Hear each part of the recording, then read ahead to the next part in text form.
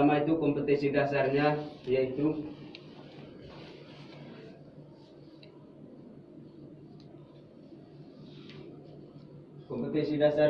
menerapkan konsep momentum dan impuls serta hukum kekekalan momentum dalam kehidupan sehari-hari.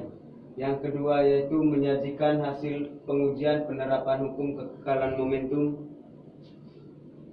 misalnya bola jatuh bebas ke lantai dan roket yang sederhana.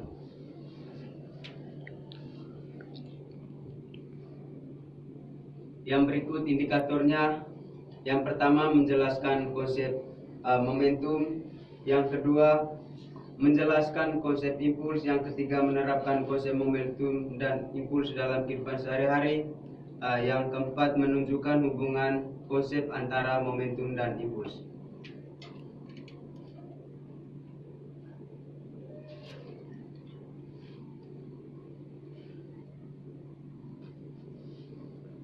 Yang berikut tujuan pembelajaran.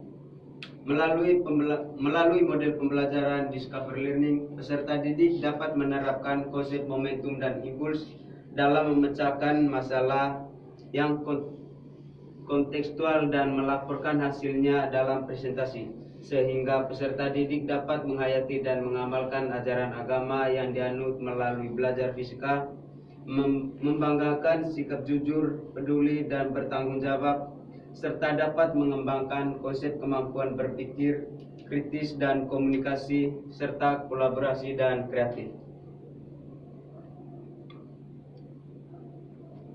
Baik, ini adalah materi kita pada siang hari ini.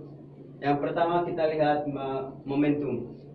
Momentum sering disebut sebagai jumlah gerak. Momentum suatu benda yang bergerak didefinisikan sebagai hasil perkalian antara massa dengan kecepatan benda.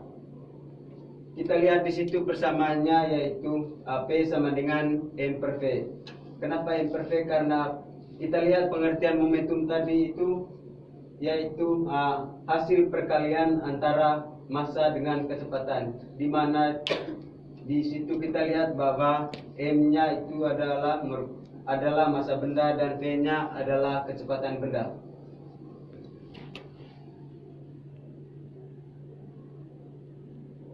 Yang berikut kita lihat contoh soal di depan, yaitu dua buah benda A dan benda B masing-masing bermassa 4 kg dan 2 kg. Keduanya bergerak seperti pada gambar.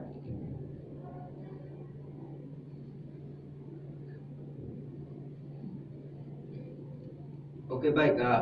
Di situ yang pertama itu kita menentukan momentum benda A.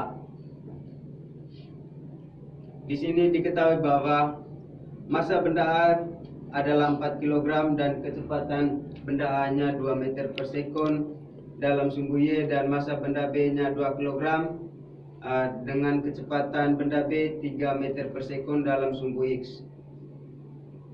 Di situ ditanya momentum benda A, yaitu PA sama dengan MA dikali VA, di mana MA-nya tadi besar masanya yaitu 4 kg dikali dengan kecepatan pada benda A 2 meter per sekon, maka hasilnya adalah 8 kg meter per sekon di sumbu Y.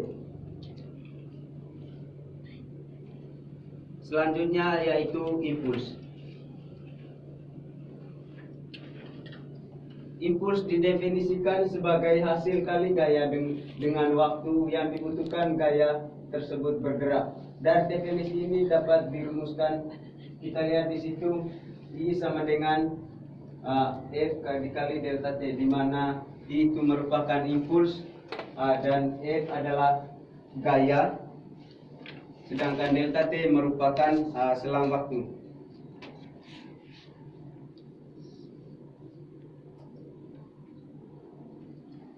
Yang berikut adalah hubungan momentum dan impuls. Hubungan sebuah benda masanya M mula-mula bergerak dengan kecepatan V0, kemudian dengan selang waktu delta T. Kecepatan benda tersebut berubah menjadi V. Menurut hukum 2 Newton, jika benda menerima gaya yang searah dengan gerak benda, maka benda akan dipercepat.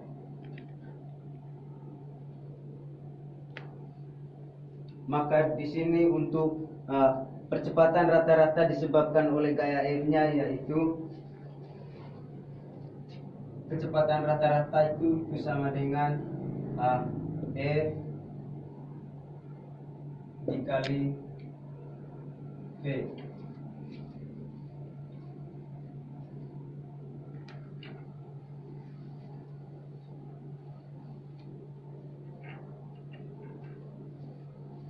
Maka A kecepatan rata-rata itu sama dengan V dikurangi V0 per T.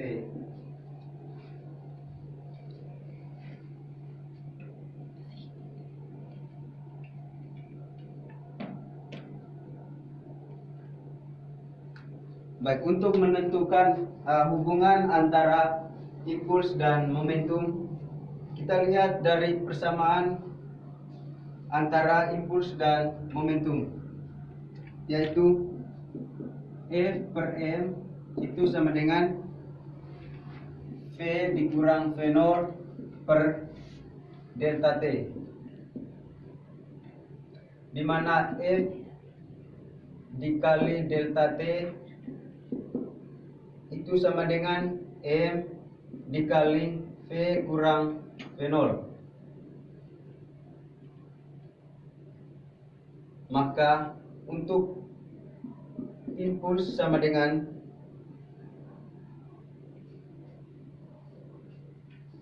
M dikali V kurang M dikali V0. Maka I sama dengan M V kurang V0. Itu sama dengan I sama dengan delta P. Ini adalah hubungan antara impuls dan momentum.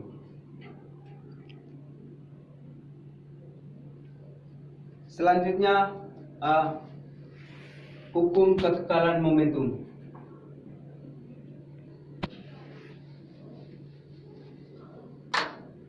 Untuk hukum kekekalan momentum, misalnya dua buah benda, benda A dan benda B, itu memiliki gayanya yang sama besar.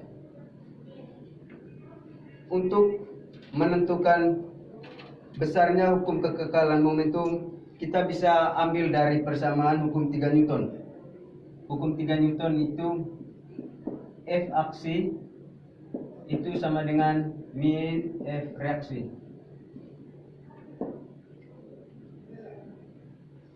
Dari persamaan ini kita dapat menentukan F sama dengan min F. F1 sama dengan min F2. Impuls yang terjadi selama interval waktu delta T adalah, misalnya F1 delta T itu sama dengan min F2 delta T. Maka untuk menentukan besarnya hukum kekekalan momentum itu adalah delta P1 itu sama dengan delta P2.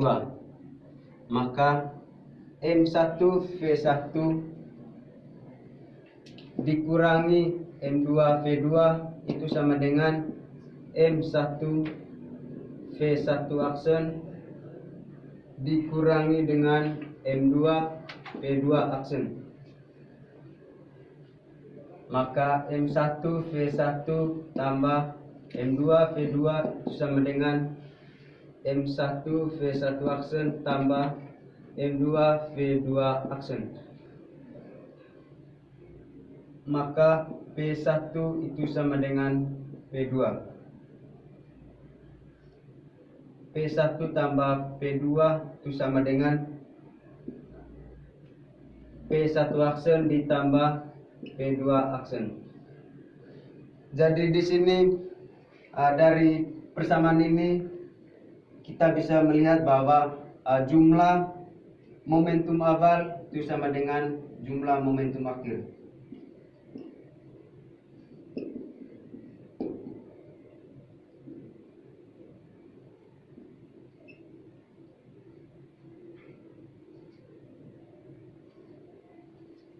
Oke, baik. Kita lihat di situ sudah kita ketahui untuk hukum kekekalan momentum. dan juga hubungan antara impuls dan momentum.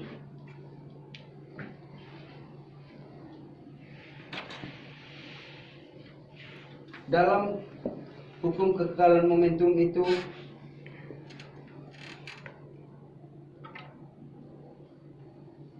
ada berbagai cara untuk menentukan besarnya hukum kekekalan momentum. Yang berikut adalah tumbukan.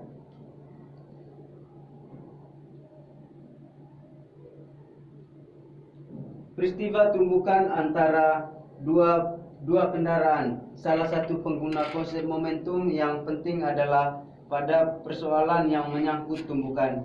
Misalnya, tumbukan antar partikel-partikel gas dengan dinding.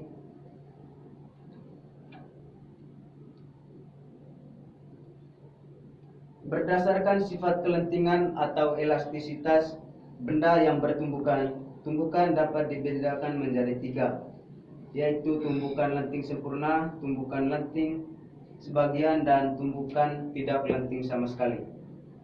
Yang pertama itu tumbukan lenting sempurna. Tumbukan lenting sempurna itu terjadi di antara atom-atom, inti atom, dan partikel atom. Untuk rumus tumbukan lenting sempurna itu adalah M1 dikali V1 tambah V1 aksen dikali dalam kurung V1 kurang V aksen.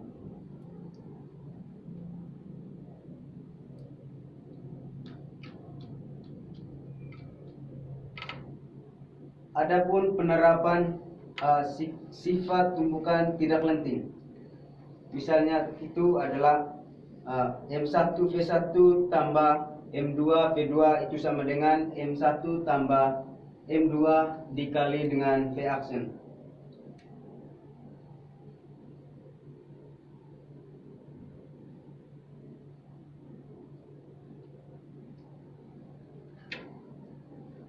Untuk hukum kekekalan energi mekanik itu rumusnya adalah setengah M1 ditambah M2 dikali V aksen kuadrat itu sama dengan M1 tambah M2 dikali V dikali H. Yang ketiga adalah tumbukan lenting sebagian.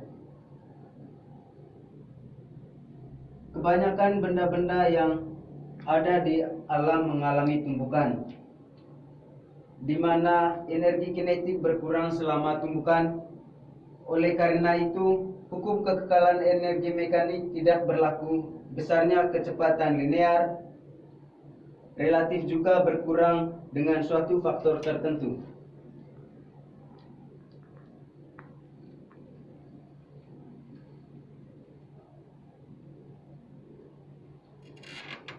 Untuk tumbukan lenting sebagian, rumusnya adalah V sama dengan akar 2G dikali H. Baik, adik-adik semuanya, untuk materi kita siang hari ini sampai di sini dulu. Untuk tugasnya sebentar saya kirimkan di grup. Tugasnya itu dikerjakan mulai dari sebentar minggu depan.